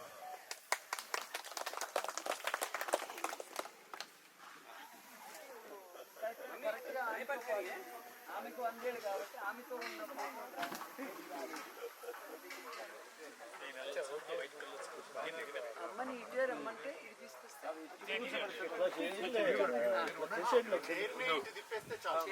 ఇక్కడ ఇది నువ్వు అటు తిరిగితే టేబుల్ అటాగండి సార్. टेबल थोड़ा बैक ले लेना వాడు ఎప్పుడు వెళ్తాడు చెప్పా గొట్టు తాత గొట్టు తాత क्या बोले ये क्या बोले మెల్లిగా यस यस अभी show your teeth वो डरा हुआ है कि क्या कितने लोग हैं बड़े हाँ और कोई है क्या ओके చలో కేక్ కటింగ్ చేయి sir sir okay carry on cut happy birthday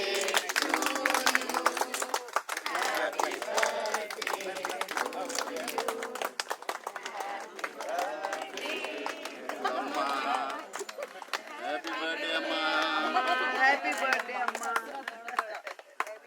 happy birthday नानम्मा और वीडियो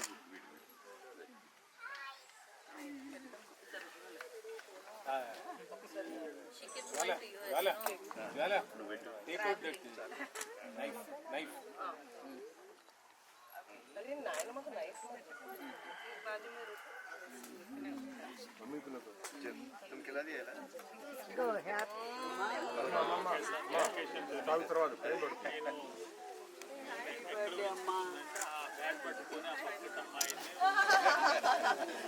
కొంచెం అలా లావు అయినా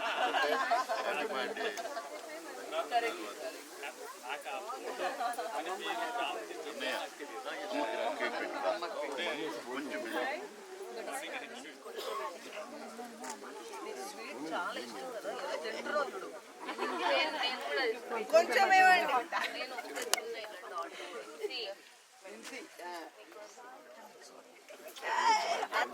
सर सर क्रांति सर एक फैमिली पिक्चर लेंगे सर फैमिली फैमिली नहीं नहीं अभी वो फैमिली नहीं फुल फैमिली फुल लेंगे एक पिक्चर अभी ये सिस्टर बोलती है तो फोटोग्राफ अपन खाना शुरू करके बाद में फोटोग्राफ का प्रोग्राम करें ओके ओके सबको भूख लगा ఇక అమ్మ మీ ఫ్రెండ్ తో అంట దిగుతా ఫోటో దిగుతా ఇటు రండి నాయనమ్మా అదిగో అదిగో అక్కడ చూడు అక్కడ చూడు తనని కూడా నన్ను చూడాల అక్కడ చూడు అది ఎదురుకుండా చూస్తే sir sir sir sir sir sir ఏది ఎక్కడ ఫ్రెండ్ మర్చిపోయింది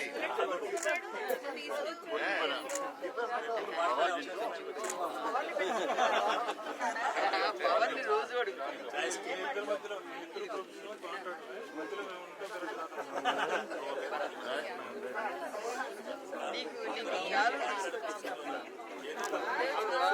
शॉल लेके आया सहेली के वास्ते నేను నాకు అనుకున్నా శాలువా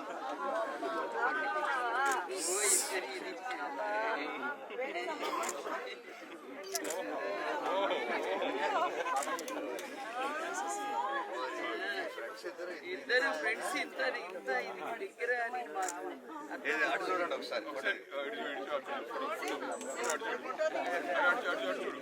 इट చూడండి సార్ ప్లీజ్ రెడీ ఓకే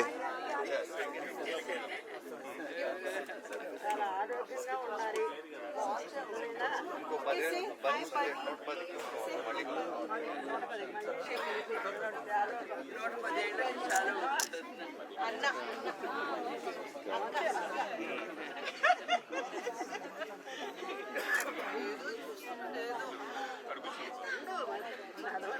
జాగ్రత్త జాగ్రత్త ఈ లైక్స్ थोड़ा सा बैक साइड से रहिए प्लीज सामने मत आइए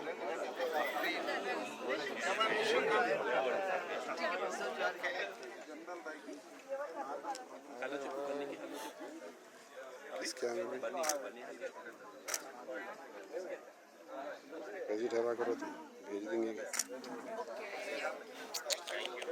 बोला मैं तुम मार लेते धन धन धन छोड़ देते दूसरों का भी కుల నిర్మూలన సంఘం నుంచి అధ్యక్షుడు తర్వాత ఇద్దరు కలిసి మతాంతర వివాహం చేస్తున్నారు వారు దయా ఏదమ్మా రఫీ దయా ఇలా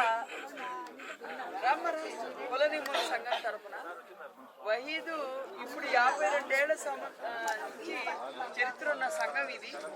దీన్ని హైకోర్టులో వేసి కులం అక్కర్లేదు, మతం అక్కర్లేదు అనే కాలాన్ని సాధించిన దాంట్లో వహీద్ ముందడుగులో ఉన్నారు. దీని పునాదులు మా అమ్మ మా నాన్నయ్య అని అనుకోండి. మీరు చెప్పండి. కులాలు రెండే सर थोड़ा इधर కులాలు 10 రకాల మార్క్స్. రష్యాలో ఏం చెప్పారంటే ఒక మనిషికి సరిపడా భూమి ఉన్న రోజునే మనకి స్వతంత్రం. वैसे तो తర్వాత రాత్రి పూట లేడీ నడవగలిగిన రోజే స్వతంత్రం. Okay very good. కులాలు ఎన్ని? కులాలు రెండే, ఆడకులం ఒక కులం. Very good. ఇంకా రష్యాలో ఏం చెప్పారు? రష్యాలో మనిషికి తగినంత భూమి ఉన్న రోజునే మనకి మంచి స్వాతంత్రం వచ్చి కడుపు నిండా సమాజానికి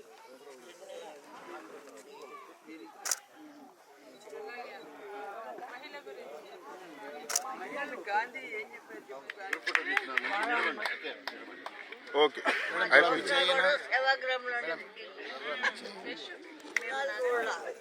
wait sir okay ready sir look here పిల్లలకి కులాలు రోళ్ళ. सर लुक हियर 1 सेकंड ఎవరు పెళ్ళన్నా అంటే కులం మాట చెప్పలా. Very good. थैंक यू అమ్మాయి and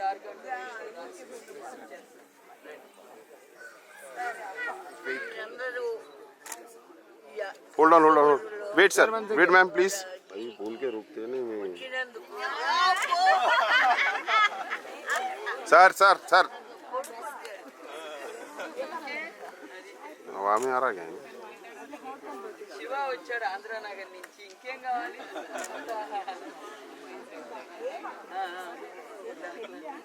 okay ready look here 1 second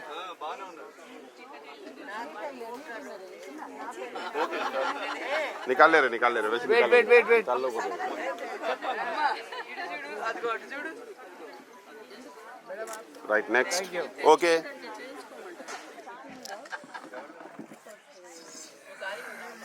okay ready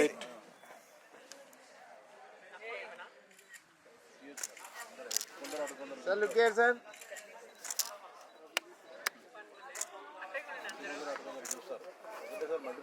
wait wait wait madam 1 second look here wait पीछे इनसी ज्वाला वो लोग है क्या? ఎలానుంది ఇన్సి జ్వాల వాళ్ళు ఏరి? Hold on wait sir wait ఇన్సి ఎలాని రావాలి కదా. Ready look it here yes ready sir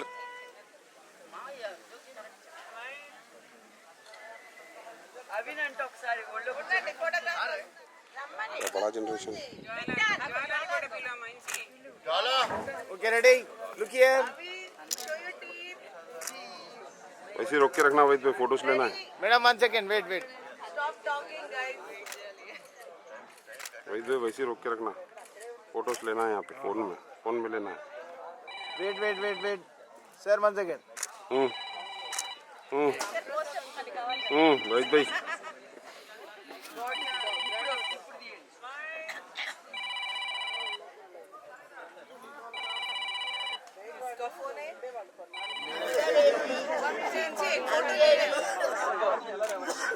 అవి ఏరి బంగారు मैडम 1 सेकंड लुक हियर అమ్మా ఇటు ఎదురుగుండా చూడు, ఇటు ఫోటోగ్రాఫర్ చూడు.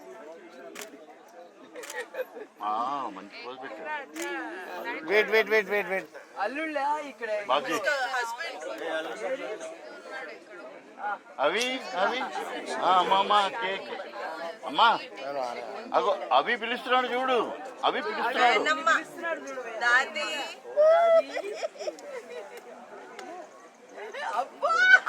అవి ఫ్లైంగ్ ఫ్లైంగ్ అవి దాది నానమ్మ అవి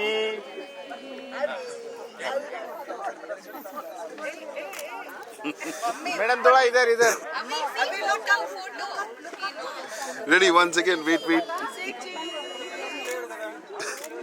हाँ wait wait wait smile okay sir one second look here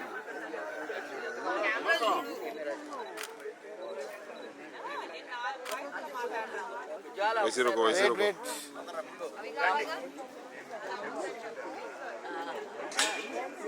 sir wait wait one second look here last photo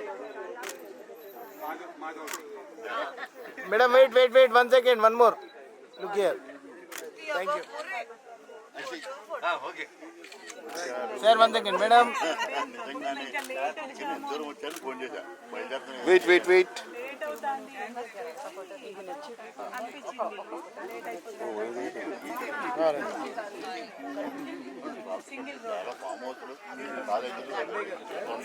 thank you थोड़ा एक्सक्यूज मी नहीं सुनते हुए लोगों का नक्कल छोड़ो थोड़ा background ready sir look it here please sir look here okay done done done done thank you 40 ఏళ్ల నుంచి మీకు బర్త్డే అని చెప్తే వచ్చారు పాపం చాలా దూరం ఎక్కడి నుండో बैठ के ले रहे लोग అక్కడ ముందు చూడు నాయనమ్మ చూడమ్మా స్ట్రైట్ చూడు స్ట్రైట్ आपको मैं इधर दे दिया ना चाहिए भाई फिर उधर गई के तड़प रहे आपको सेंटर दे दिया थैंक यू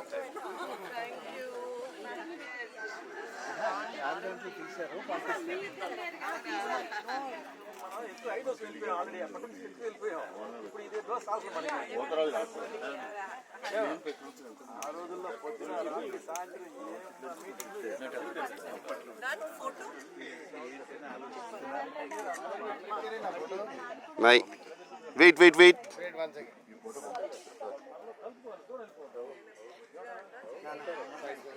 ये मुंडी के सामने डाल दिया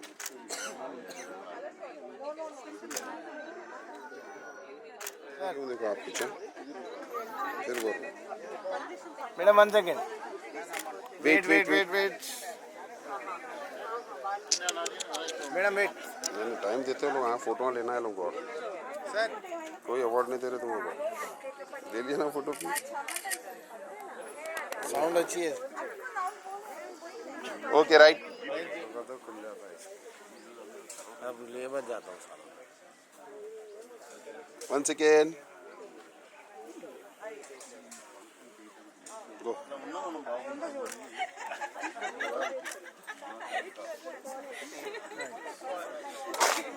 सर थोड़ा पीछे आ जाइए आप अंदर मत अन्ना सर को जरा टेका ना खोले बोलो पीछे टेका ना फोटो सही नहीं है थैंक यू अच्छा निकालो वेट वेट वेट बागा तीन है ఆపు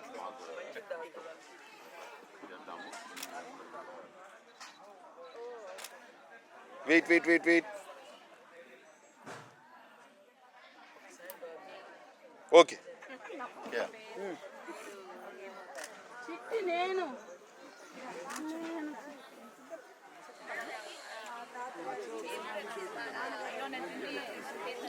खाते खुद भी लेना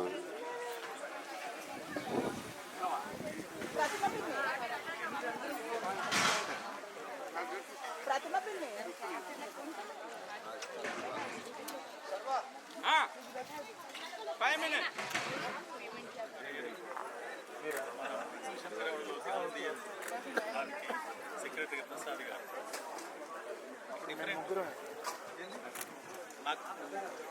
మనకేం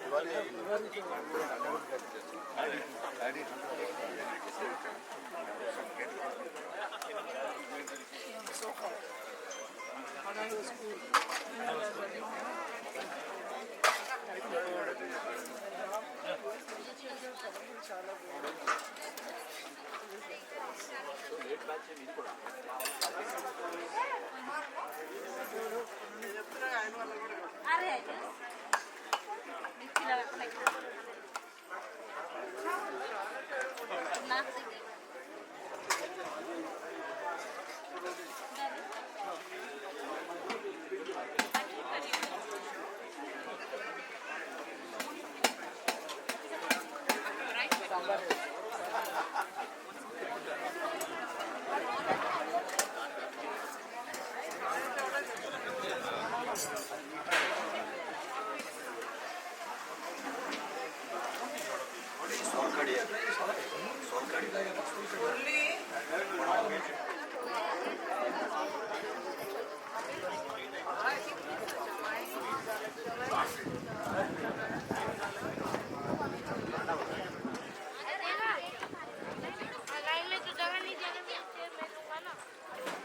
Hey guys.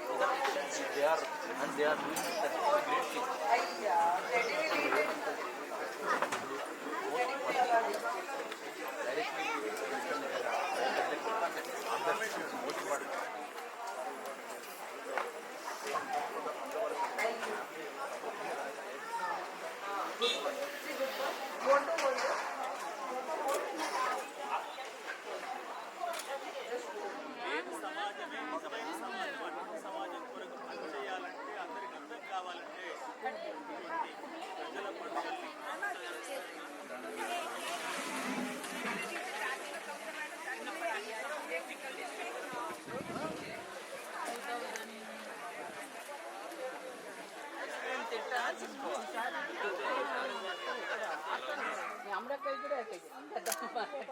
Wait, one more. Second. Wait. Hello, look here, look here.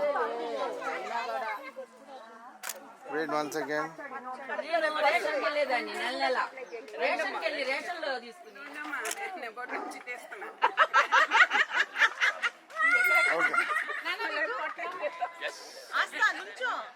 Okay, ready? ఐకియా యాద్